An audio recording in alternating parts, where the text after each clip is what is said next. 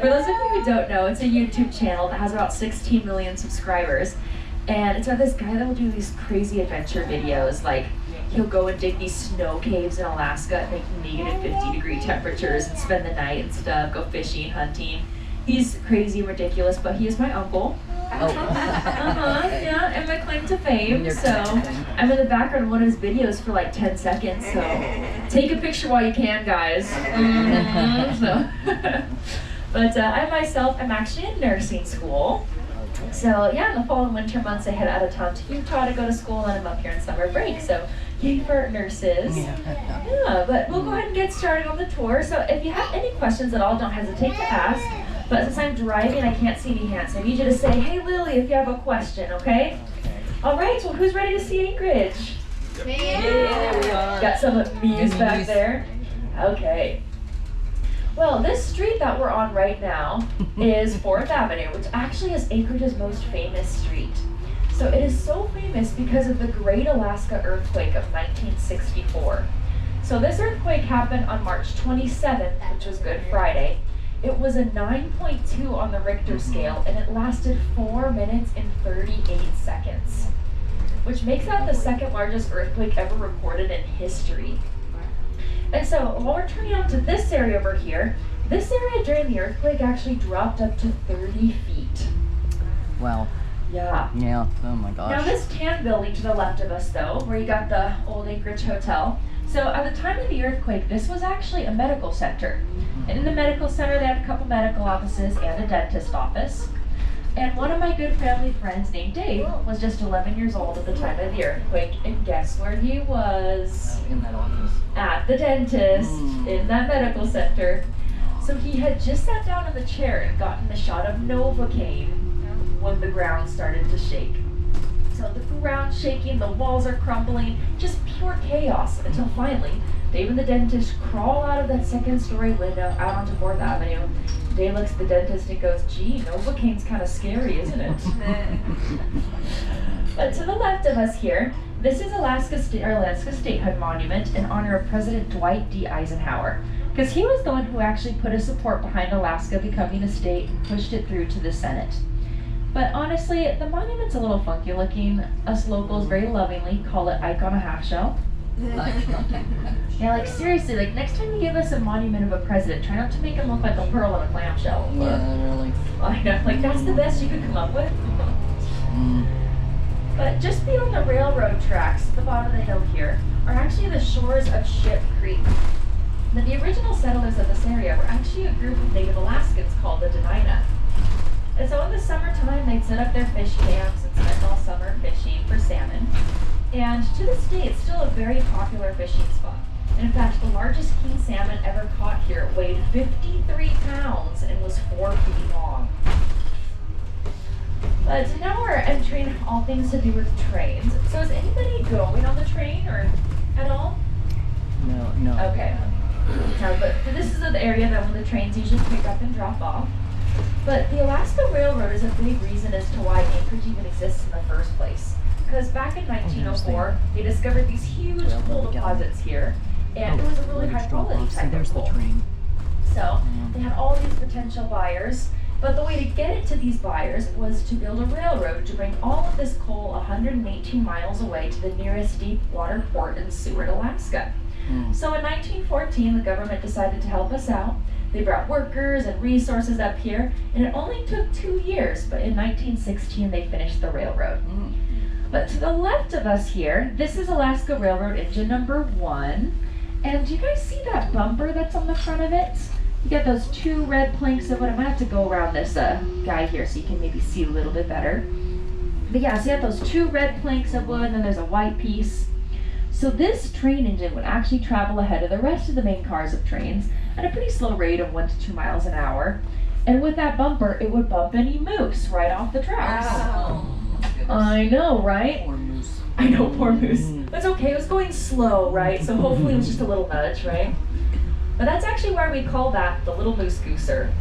Moose gooser. Yeah, nice little train engine. But to the right of us here, just behind the train, we got this flat industrial looking land. So this is actually where they set up all these insulated army tents in this industrial area the original town site of Anchorage was. So they had all the insulated army tents up here and all these men, but none of the wives wanted to join their husbands up here because there were 2,000 men, 1,000 army tents, and 2 showers. Oh. Oh, Ouch. yeah, that's an appropriate reaction. I don't think I'd want to be here either. And so they started calling the area Tent City. And then more and more people started moving up because they wanted an official name for the town. So they put together a ballot where they wrote 3 options of a city name for people to vote on. The 3 options were Alaska City, Alaska, Tent City, Alaska, and Anchorage, Alaska. And which one won? Anchorage. Anchorage came in 3rd place. Oh, did it? Yeah, seriously. No. Alaska City, Alaska is actually what won. And so we wrote to the postmaster in Seattle, all excited. We said, we finally have a name. We are Alaska City, Alaska.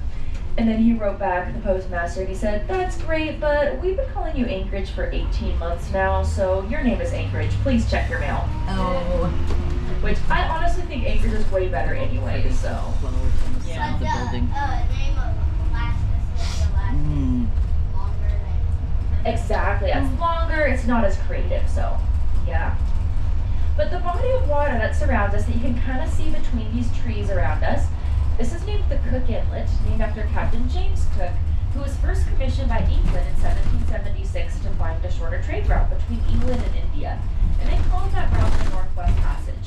So Cook set off in search of it, along the way discovered Australia, New Zealand, Tahiti, Hawaii, and eventually Alaska. Mm. So here he arrived in the Cook Inlet, July of 1778, and thought he had found the Northwest Passage. But as he continued on, he reached a dead end. So he turned around, but then reached another dead end. So he dropped his anchor and wrote in his journal that he would have to turn again his ship. So that's how we have the turn again arm. So, but here to the right of us, we have a statue of Captain Cook overlooking his namesake. And it really is a nice viewpoint. So I suggest if you have some time, maybe after, to walk out here. You can get some pictures of the mountains and get Captain Cook's good side, right? But yeah.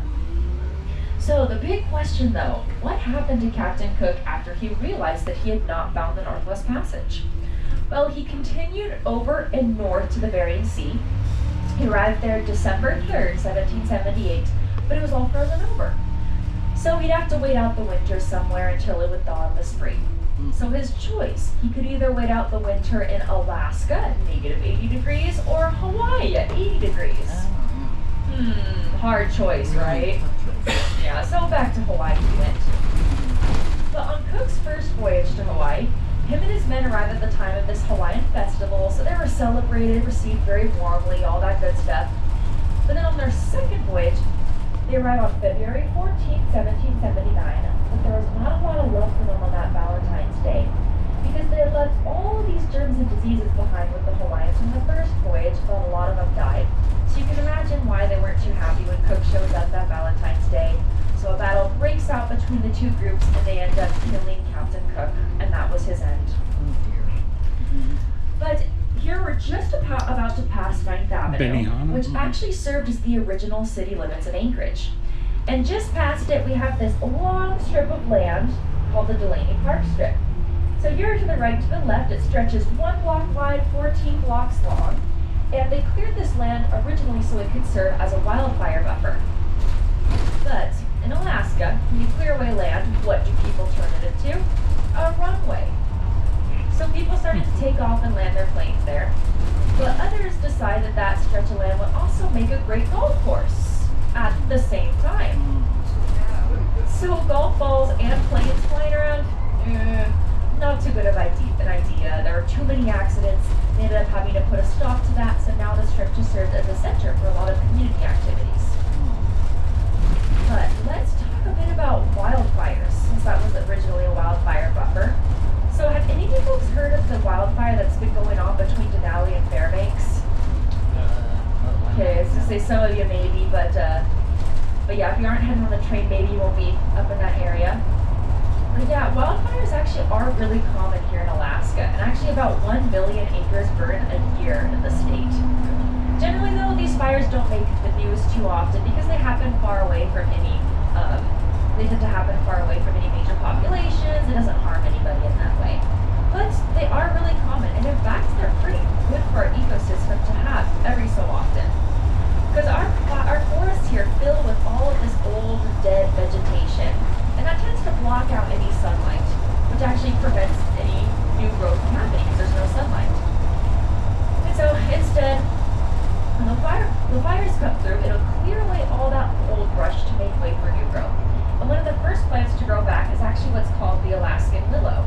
guess what animal loves the willow?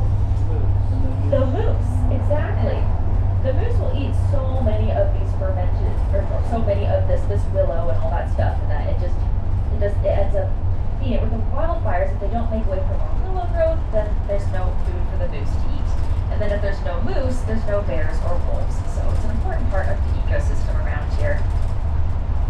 But yeah.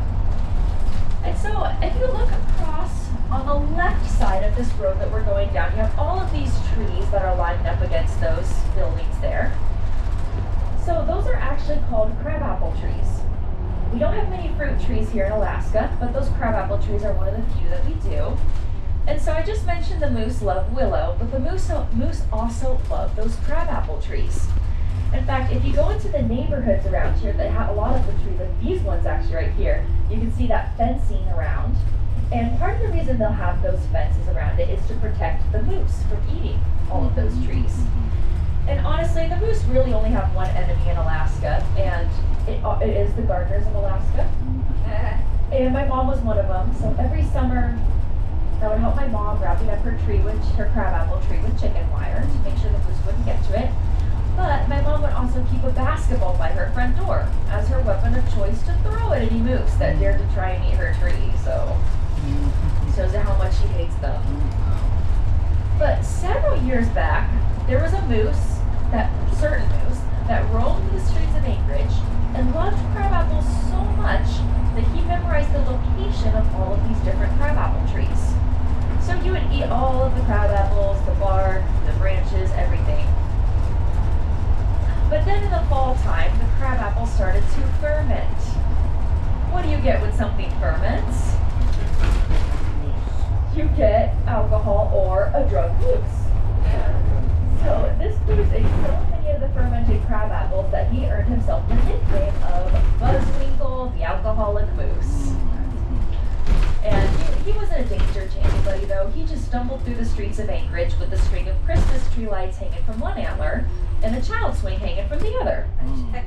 Look it up. There's actually picture proof. But yeah, that's good old Buzzwinkle. So now a common question that I get though is actually about the temperatures here in Alaska and what it's like. So I see some of you guys got your jackets on, and so it's probably pretty cool for you right now, right? Yeah. So in the summertime, Anchorage averages 55 to 70 degrees, but then 5 to 35 degrees in the winter. Which that's actually a pretty mild winter, which I know for you guys, you're laughing, you're like, no, that's freezing. But if you compare it to Minnesota or some of these areas where it gets really windy, it's a lot chillier in those areas. So, but yeah. But Fairbanks, Alaska does change a little bit more. Are you going to Fairbanks at all? No. Okay.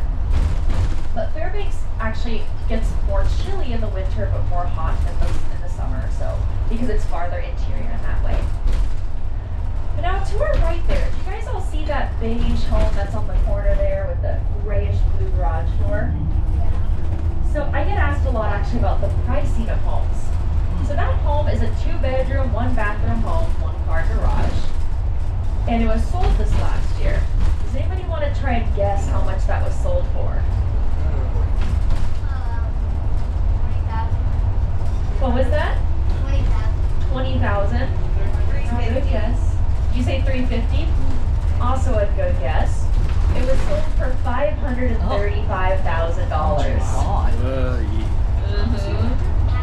I know, so, and it does put it in your perspective, because some people are like, oh my gosh, that's so expensive. How can anybody live in Anchorage? But then all the California folks are like, nah, we'll take 2 of those. And so it does depend on your perspective. But Anchorage homes are getting more expensive because we're on this triangle shape of land. We're surrounded on 2 sides by water and mountains to the back, and that's closing off this area. And so we've actually used up all of our buildable land here. So that's bringing the demand up for these homes, which is also increasing the price. But switching gears a bit, we're soon going to enter what's called Earthquake Park. But this area wasn't always Earthquake Park. So before the 1964 earthquake, it was actually a subdivision of 77 homes called Turn Again by the Sea. That's pretty. So 139 people died in total from this earthquake in 1964, but 9 of those deaths were here in Anchorage. And 7 of those 9 deaths were specifically in this subdivision.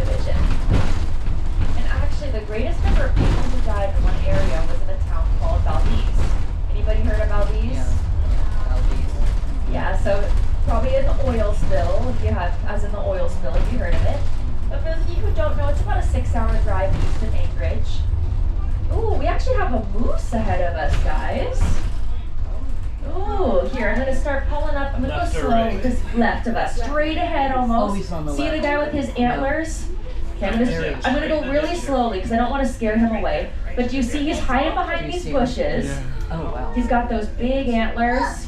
That's cool. Yeah. Oh, wow. There's a moose. So here, I'm gonna go kind of slow because I don't want to scare him away because I think the big red trolley kind of scares him sometimes. So, okay, if we see, I don't want to go too far forward because then these shrubs are gonna block him. But I'll go ahead and stop here for a second. If you want to get up and move to the other side to get pictures, totally feel free.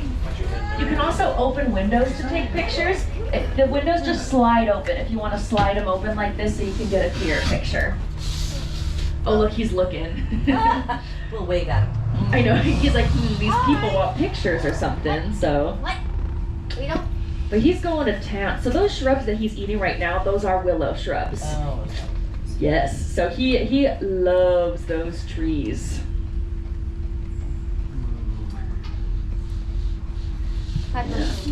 Okay, I'm gonna start moving a little bit forward now to see if we get a good angle. But Just you sit guys here. have, There's people taking pictures behind you. Just sit. yeah, because I'm gonna start moving slowly forward. But do you guys have some Here photos? come the walk. Okay, I'm gonna start moving slowly forward so maybe you can still get some pictures behind the shrubs here. Give me a pro. Oh, that's right. Oh, yeah, keep moving. I'm like, keep moving this way. He's a big boy. Oh, this is great actually. Yeah, right through here. Oh, You get some photos. Look at that. that's Yeah, look at him with his big Oh, antlers my there. goodness, yes. I've never seen I that. can't see anything. And see how fuzzy his antlers look? So yeah, this antlers here, right? And you also have those rolling hills at the bottom there. Those are about 8 feet tall. And those are actually shock waves from the earthquake, quite literally frozen in time, that rolled through the area. And 30 years ago when they first started these tours, they would actually take the guests down the trail, they'd shine a flashlight, and you could see the rooftops and chimneys of some of these homes still out there. Yeah, but that was 30 years ago, so erosion happens. This forest is new growth, so you wouldn't be able to see anything anymore, but it's small. They're very, very small. They're like a 1.2 on the Richter scale, so we actually don't feel any of those. It's just because those plates are constantly moving and shifting, so we do have a lot of those. Why is there so many dead trees? What was that? Why is there so many dead trees? It's because we get these nasty things called the spruce bark beetles, I believe is what they're called. So they're these nasty little beetles that'll go into the bark of these trees and then it kills them, kills the trees. So they get a lot of them here in Alaska. So that's a good question though. But yeah, so we do get a lot of earthquakes around here, but it really is only every couple of months or so that we'll feel a little bit of a shaking. It'll be a little higher on the Richter scale, but yes, so we do get a lot of them up here. And actually, my grandparents were in the earthquake, and so my grandma, she was actually at the J.C. Penney Mall in downtown Anchorage when the earthquake happened. So she was trying on prom dresses with her friend when the earthquake starts. So during the earthquake, a huge chunk of that building actually collapsed and fell into Fifth Avenue. And so then after the earthquake had stopped, her and her friend were there in their prom dresses, overlooking all this rubble of the land below. And they were shocked to see all of these bodies in the rubble. Oh. And they're shocked to how many people had died. But then the store clerk comes up behind him and says, those aren't bodies, those are mannequins. Oh. Uh-huh. Oh. So they thought a lot more people had died originally because of all of the mannequins. So, anyways. But this point right here is Point Warrenzoff. So not long after Captain Cook was here, a British expedition made their way here and named this Warrenzoff after a man from Russia. But since we're a small group, we have the skyline of Anchorage to the back, and it is a really good picture opportunity. But since we're small, does anybody want to hop off and take photos? Oh. I want to go. Okay, well, let's go ahead and do that then. If you want me to take... No, ma'am. This is the quick inlet. Oh, this is the, you're the photo. Yep. Yeah, stand in front of you. Or more like I don't want to be in your movie. But actually, the northern hemisphere is a little bit narrower than the bottom hemisphere. And so it's more like a really fat pear. And it makes Anchorage a pretty strategic location for a lot of these planes to stop and either switch out cargo or they refuel up and all of that good stuff. And Anchorage, in fact, is no more than about a 9.5-hour flight away from 90% of the world. Wow. Which seems like a crazy statistic, but it is true because of, again, that shape of the globe. But then there are some areas, like I always feel bad for our Australia folks because I'm like, yeah, I'm sorry, you guys are not in that 90%. It's too far from you guys. They're the 90% on the southern half. Yeah, exactly. Exactly, yeah. So yeah, so anyway, so that makes it so Anchorage is pretty strategic. So a lot of these planes will fly over here, stop in Anchorage, refuel up, and then continue along their flight as well. Because then if they don't have as much weight and fuel, they can carry more freight. And so, because more freight means more money. So yeah. But coming up on our right and our left, we have this kind of interesting terrain. There's all these really scraggly looking Christmas trees. And these are called black spruce trees. These actually have really shallow roots that grow outwards, and the other trees will pop up from the roots, all growing really close together in these clumps. The word for these clumps of trees is actually taiga, which is a Russian word that means little woods. And so when you go home, you can tell all of your friends that you saw taiga woods. God. I heard that. Oh gosh, boo! Boo that. That's pretty bad. It is really bad. That's about plants. But so these trees though are actually the one type that grows on top of permafrost, which is permanently frozen ground. But the top 10 to 30 feet of the permafrost will still thaw out to get those really boggy, marshy terrains over there. And we can't build on it, so we actually leave those permafrost areas for the moose. So that's why we saw the moose back there, because he is in heaven with all those marshlands and all the permafrost. He can just sit there and happily eat willow all day long. And so, yeah, moose love that area because they can hide in the taiga. They can hide in those trees from predators pretty easily. Also, moose eat up to 75 pounds of food a day in the summer. So that combined with their heavy winter coats on a hot sunny day, they'll overheat. But then they can just lay down in those marshlands and it actually cools them off very nicely. And so it's like another reason why the moose like that area. That's a big But you guys are pretty lucky though, because not only have you seen a moose, but your driver is a professional moose caller. Oh. So, oh yeah. Oh my. So I'm gonna teach you the 3 types of moose calls, and then we'll all do it together. So the first is the female moose call. So this one you go kind of nasally and cup your hand over your mouth and you go. So now all of us together. Hey, okay, that was good. I'm surprised the moose starts like running towards us now. Yeah, really. But then next you have the bull moose call. So the bull moose is more gruff. You kind of cup your hand over your mouth and you go, hey ladies. No, this is kidding, but this one's more rough and you go. So all of us together. Dang, okay, the men really carried on that. Good job. And then next we have the baby moose call. Which the baby moose, you'll go kind of nasally, and then you cup your hand over your mouth again, you go.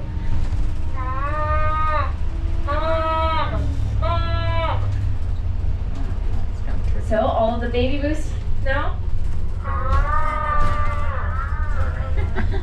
That was great. Give yourselves a round of applause. You are official moose callers now. Well, now you're probably wondering though, what's up with all of these planes that we have, right? Actually, to the left of us, you can see there's a plane that's coming into land right now. He's just dipping really low over that runway where he's gonna land. So yeah, so this is the Lake Hood, Lake Spinard Small Engine Aircraft Airport. This airport actually has the largest and busiest seaplane base in the entire world. There's roughly 1,200 planes here, about 500 on the water and 700 on land. And Alaska's just so big that we have so many of these planes, because think of all that land that would be inaccessible if it weren't for these small planes, because we do not have that many roads here. And they all have different types of landing gear, which is all interchangeable. So to the right, we have all these planes in the water, which they have floats. So those are all those little balloon kind of pontoon lifted things in the bottom there. And Alaska has about 3 million lakes, but 20,000 of them are long enough to take off and land on. So the floats are perfect for that. Now on the right though, we have this white plane with kind of the red lettering on it. See those really big cartoonish looking tires there? So those are called tundra tires, also known as Alaskan bush wheels. And those are a really low pressure tire that actually act as a good shock absorber, so those planes can land on rough terrain with those tundra tires, and it makes it a smoother landing. Plus they're a tougher material, so they're not as prone to puncturing. So when these planes land on sandbars and gravel bars, they don't worry as much about puncturing or popping a tire. And then when the lakes freeze in the winter time, they can change out these floats or their tires for skis, so they can still take off and land here in the winter. But to the right of us, we have this black plane on the corner there, this with the big tires as well. So that plane is what's called a Super Cub. Those are smaller. They seat about 2 people, and that one's actually for sale. Any takers? Yes. Yeah, you want to buy a Super Cub? Yes. So that one's actually getting sold for $245,000. Never heard. So then you could fly home, right? Buy it and fly home. But yeah, so those Super Cubs are one of the planes that make up the ones that are in this airport.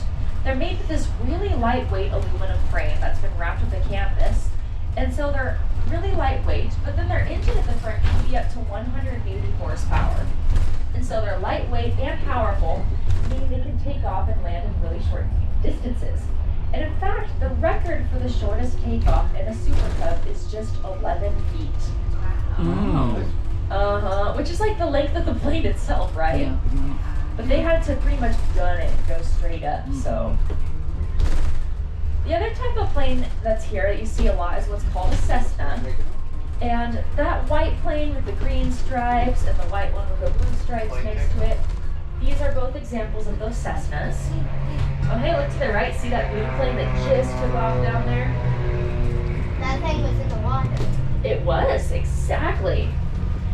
Yeah, and so these Cessnas seat about 4 to 6 people. They're a bit bigger. They often call them the station wagon of the sky. And they say they can fit a nice little family. But I say they fit a nice, rich little family. Because a brand new Cessna will cost you $500,000 and upwards. And in fact, the average age of a plane in this airport is 56 years old. Because most people will actually just pass their plane from family member to family member, or they buy it used, and it's a lot cheaper to just do that and pay to replace an engine or a part than to have to buy an entirely new plane. So there's 2 lakes that make up this airport though. Lake Hood is the first one back there, and this is Lake Spinard. And these are connected by a series of man-made canals. And Lake Spinard here is actually only 6 feet deep at its deepest point. And so in the winter, it'll freeze over, they'll switch out, planes can switch out their floats for skis. And they still see takeoffs here, but it's a lot fewer in the winter because we don't have as much daylight.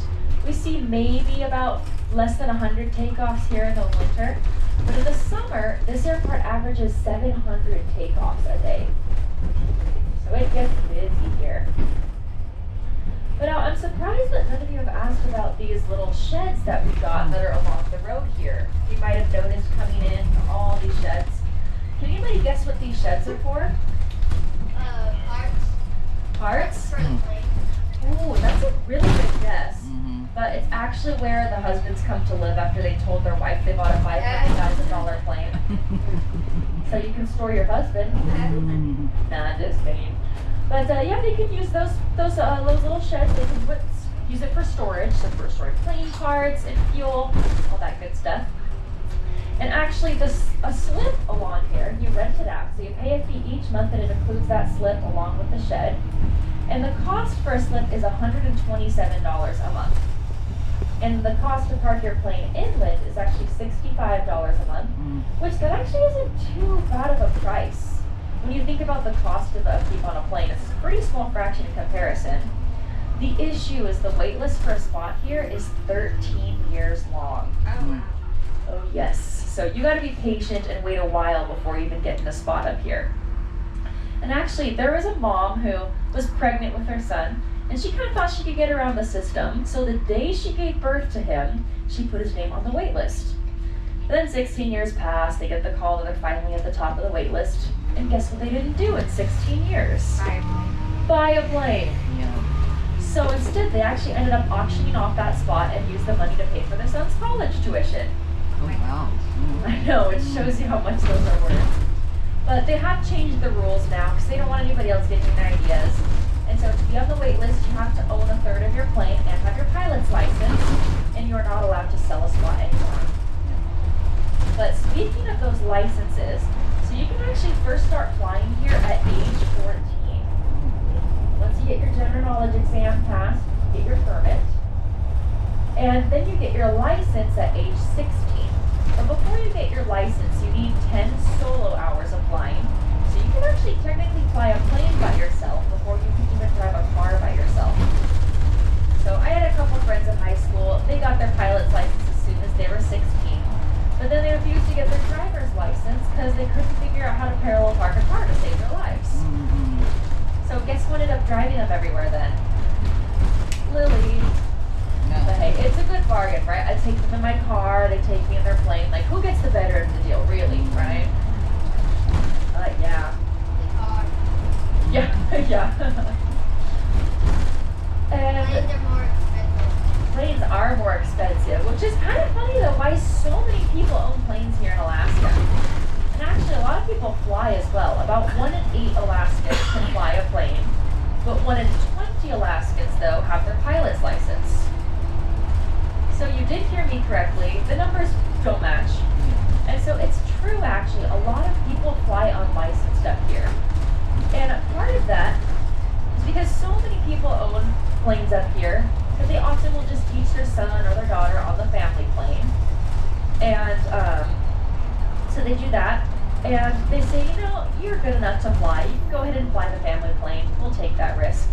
And then also, Alaska's so big and so remote that it's hard to have people up here all the time to be constantly checking on those licenses. And so if you were caught flying without a license, you would get in trouble. It's just the issue of them catching you. And also, I always wonder what they did anyway. They like pull you over in the sky? Like, I don't know how it would be for them to catch you without a license, but yep. That's how it is though around here. Yeah, does anybody have any questions though about the airport or airplanes or anything in general? What's the biggest building In Anchorage. In Anchorage? Ooh, that's a good question. I actually don't know if I know the answer to that. Does our Anchorage president back there, do you know the answer to that? No. I was trying to think. Because in downtown Anchorage there, they do got plenty of tall buildings. Well, tall-ish for Anchorage sakes at least. Right, so what is the bigger building? I mean, 10 stories? Well, Did the they Captain limit Cook, that? the Captain Cook Hotel there goes up to 20, Okay. to 20 stories, so. Probably the biggest one then. So yeah, that's probably up there with that. If it's not the biggest, it's one of the biggest. So, but yeah, that's a good question though. I'll have to look up that to see for sure what is the tallest. Yeah. So, any other questions at all? Okay. Well, Lake Spinard back there that we passed is actually named after Joe Spinard, who first moved up here in 1914 to work on the Alaska Railroad. But Joe, when he got here, he saw all of these men with no wives and no children and nothing to drink. So he decided to set up a bar right there on 4th Avenue, and he very quickly became a millionaire. But then in 1918, guess what happens in U.S. history? Prohibition. Anchorage became a dry city, so he couldn't sell alcohol anymore there. But as a solution, he actually packed everything up, moved past Anchorage's city limits out to Lake Spinard to have his bar then out there. And he was actually the first and only person here with an automobile. And it was a pickup truck. So what he did is strap these 2 benches to the back of his pickup truck, and he would shuttle people to and from Anchorage. Or to and from his bar, more to say. And when I say he was the only one with an automobile, guess what that means? The police have no automobiles. So they're not making their way all the way out there on 6 miles on foot to bust him for selling alcohol. But that also meant that area became really dangerous, and it actually started averaging about 1 to 3 shootings a month there.